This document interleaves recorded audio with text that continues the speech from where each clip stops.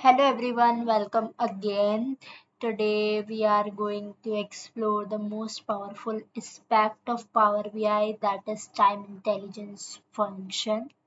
This video is going to be the last video for the deck series as we have covered all of the decks, mainly very important one, not all of them, but we have covered most of them. And in this video I will going to demonstrate the time intelligence function, which is used most because all of the data will be evaluated on the basis of our dates.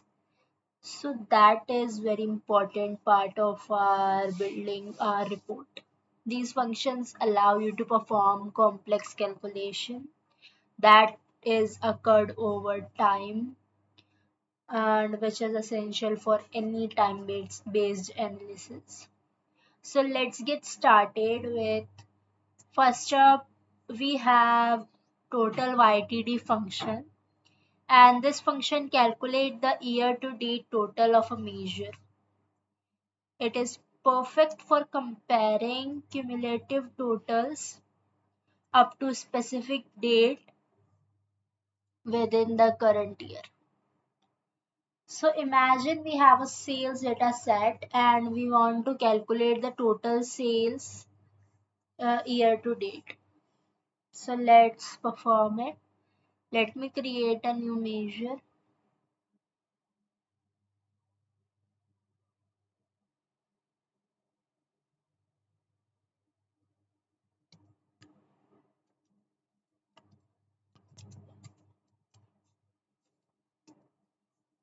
Total YTD equals to, we have a total YTD function. First we'll give the expression that is sum of our sales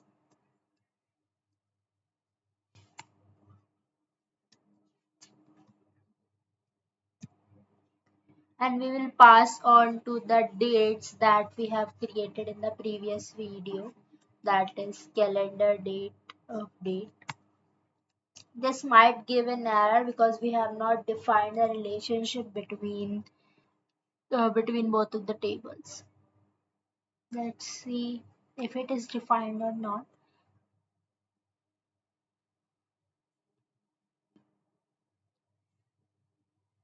It is not defined. Let's create a relationship on the basis of date for both of the tables. This must be order date in it and full date in it.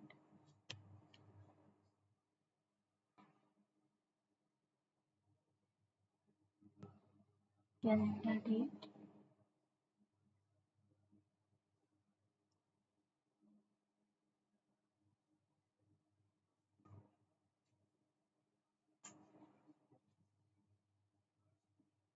date and order date. One to many relationship, that's perfect.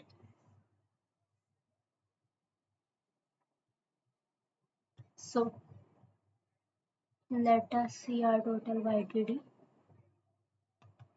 It will be shown on the basis of year, YTD, year. This dataset does not contain much of the data. So let's see if we can see that or not.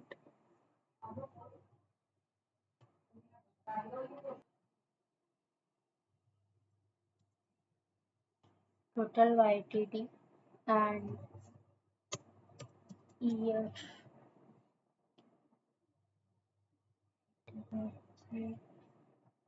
And we can add a order date.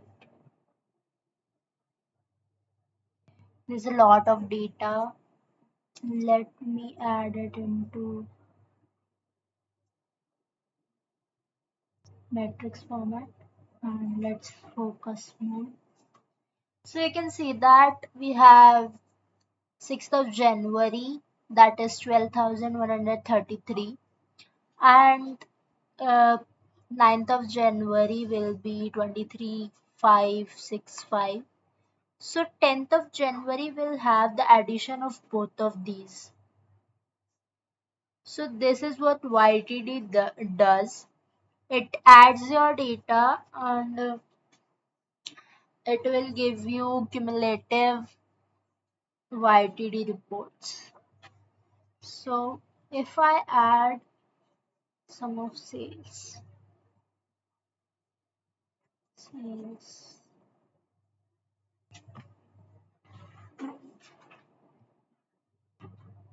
you can see the difference.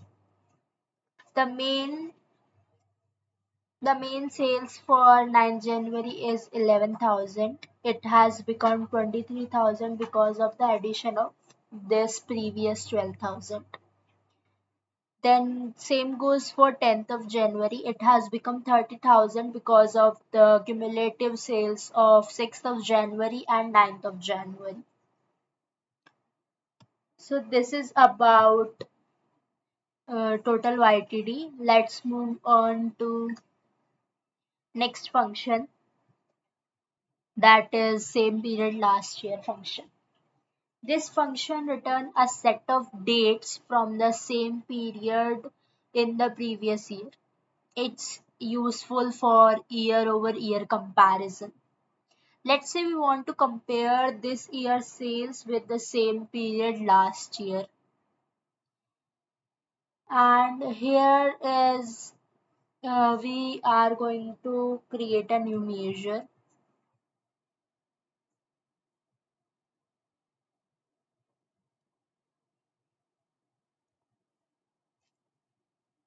Sales last year. I don't think I have that much of the data set for the last year as well. Let's see what it can give us. Yeah, I have data of 2003 and 2004. We can do it. Here equals to calculate sum of sales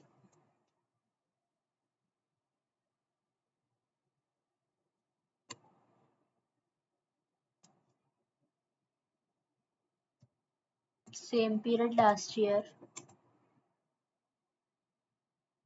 and we will add the date.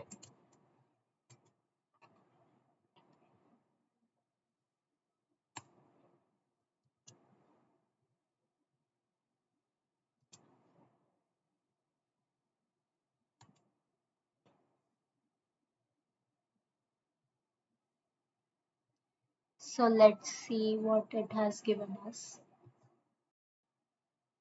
Sales last year.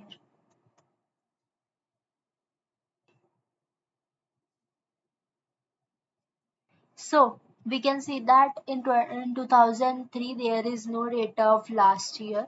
So we will be able to see the data in 2004. Let's see.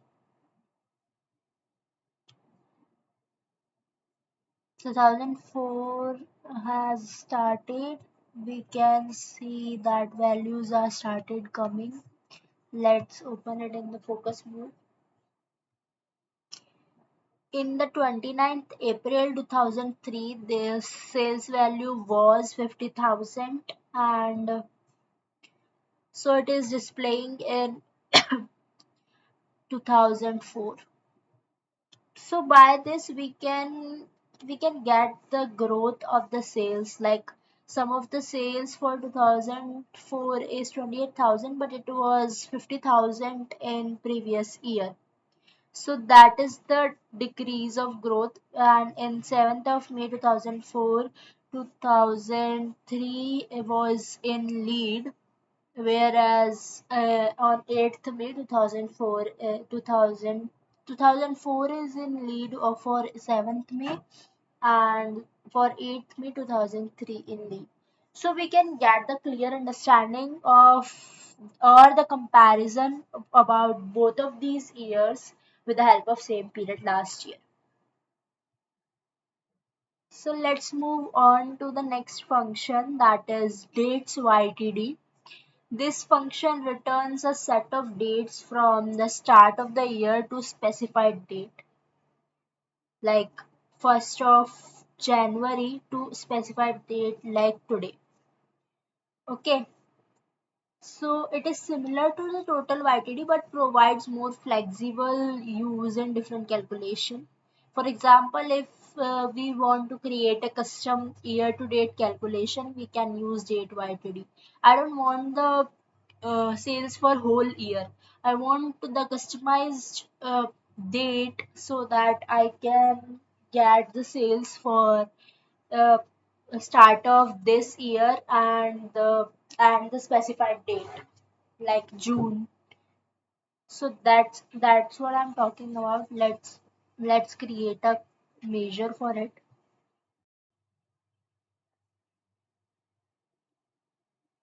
Let's name it as custom YTD equals to calculate sum of sales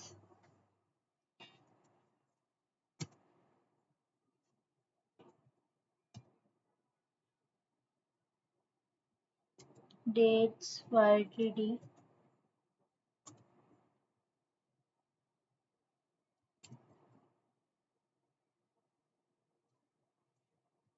Let's add order date.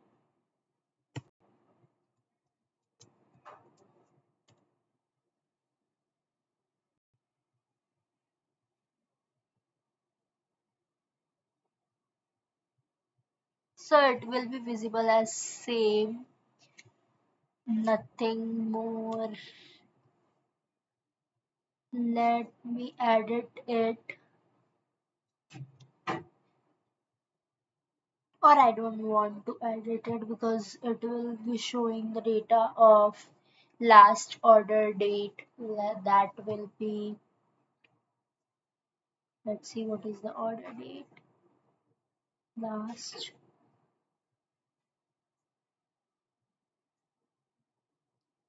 31st of May 2005.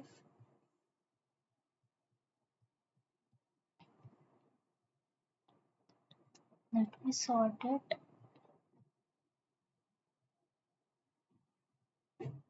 Yeah, you can see that we have the data of 31st of May 2005.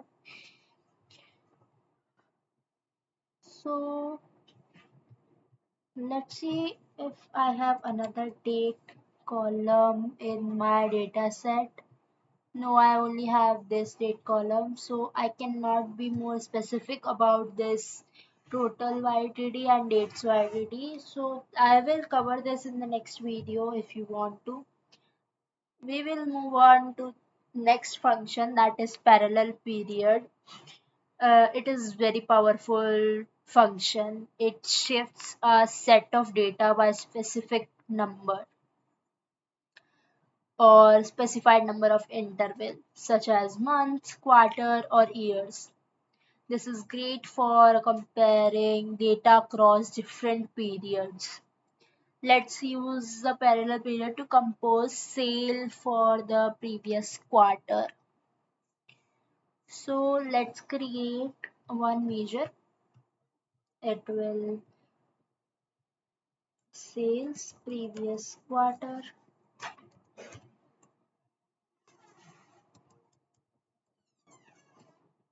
calculate sum of sales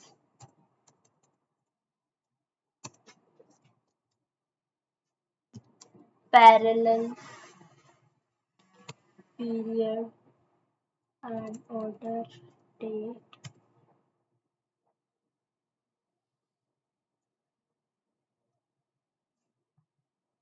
parallel period, and I will provide the number of interval that I want, that is -1 previous quarter,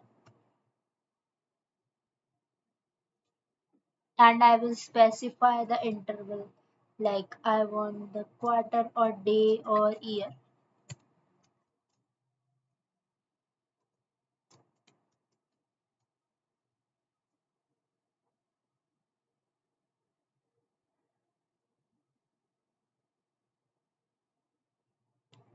So this is the sales of previous quarter. I will show you on the basis of year. So we have January, February and March as a previous quarter. So you can see that it is showing blank value here because there is no previous quarter before 2003 January. It has been started from here like 1st of April, then it will gradually increase on the basis of different quarters. So that was about parallel period. Lastly, we will look into dates in period function.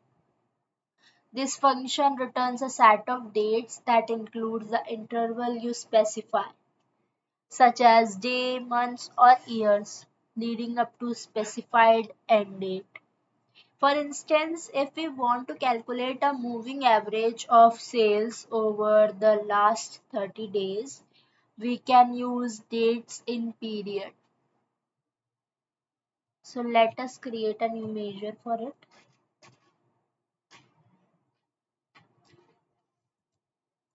Last 30 days equals to calculate sum of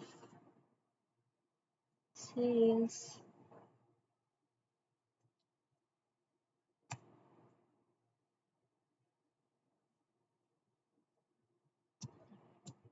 dates in period, order date, and we will have the maximum of order date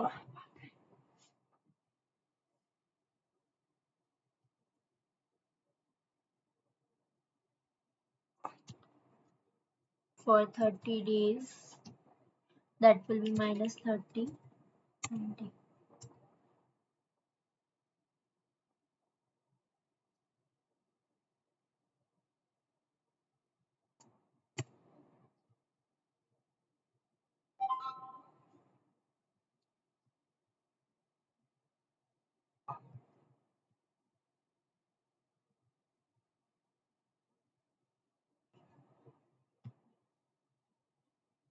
So it will show the last 30 days sales.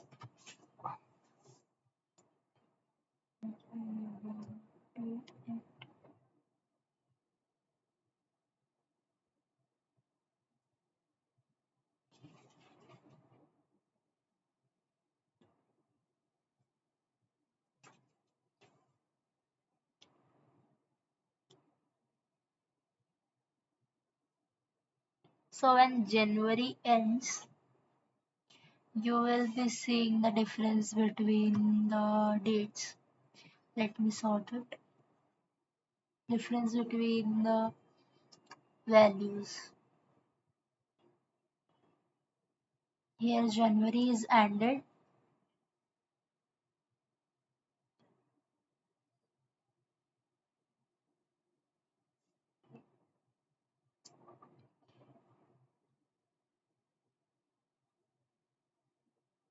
and we have data for February. It will calculate the last 30 days of the sales. Then like in the March 3rd, it will calculate all of these previous sales and it will display the last 30 days sale.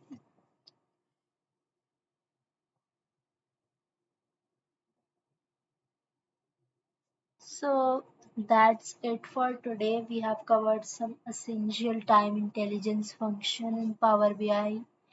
These function will help you to perform powerful time-based analysis and gain deeper insights from your data. Thanks everyone.